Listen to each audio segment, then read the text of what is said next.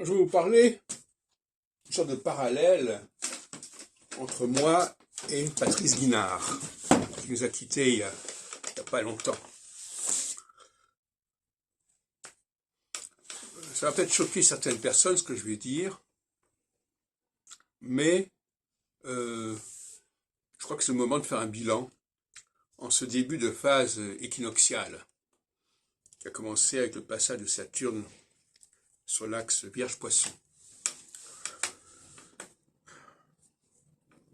Quelque part, Patrice Guinard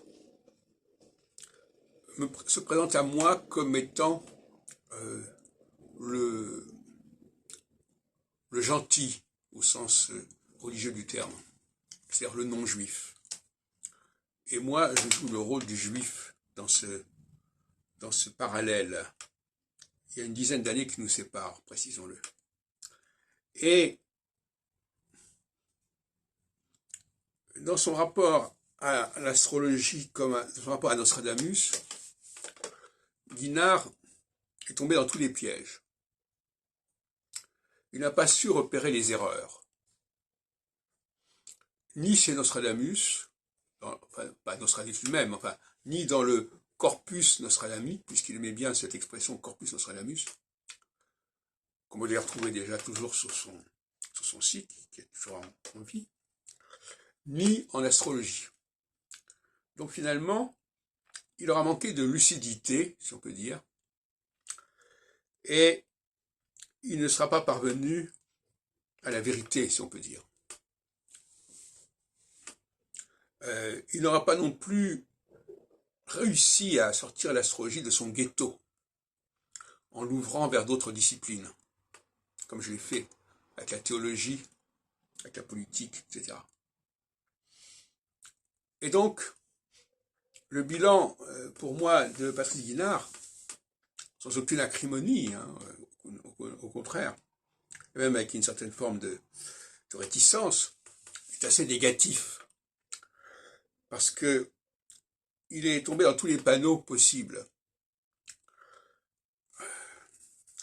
Son rapport à l'astrologie, son discours sur l'astrologie, quand on compare à celui que je tiens, est déjà complètement daté, complètement obsolète.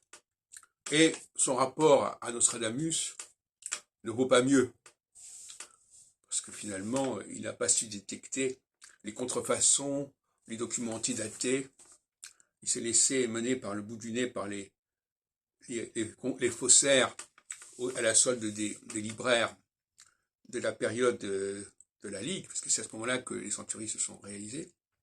Donc, je suis obligé de porter un jugement assez sévère sur Guinard, avec lequel j'ai organisé en décembre 1999, en 2000, un congrès, c'est-à-dire que le seul congrès qu'il ait jamais organisé d'ailleurs, co-organisé. Et c'est comme il y a déjà 23 ans bientôt, à quelques mois près.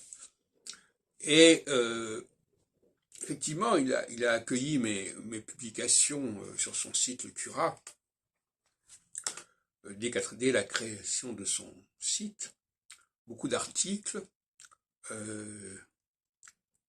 et aussi le CATAF, le catalogue alphabétique des textes historiques français, qui est toujours en ligne sur son site. C'est un document un outil de travail très précieux. Mais ses performances remarquables, c'est surtout les traductions qu'il a fait faire. Il est arrivé à avoir une dimension mondiale, et ça c'est un point qu'il faut lui reconnaître. Il est arrivé à désenclaver l'astrologie française et à la faire connaître, notamment en espagnol, en langue anglaise, en trouvant tout un ensemble de collaborateurs ou collaboratrices, d'autorités dans différents domaines.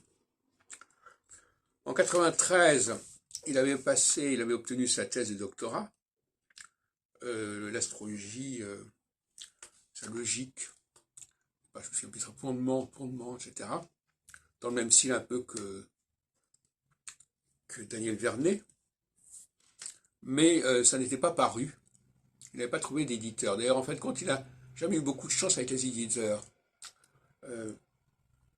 Et en fin de compte aussi, il faut dire qu'il n'est parvenu à maturité, Guinard, qu'à 40 ans.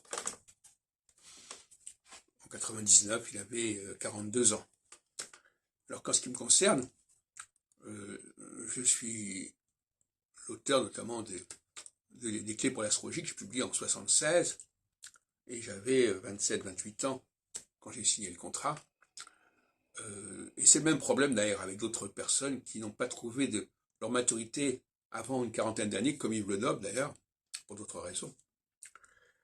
Voilà, donc je voulais faire le point là-dessus, parce qu'en phase équinoxiale, il s'agit de remettre les pendules à l'heure.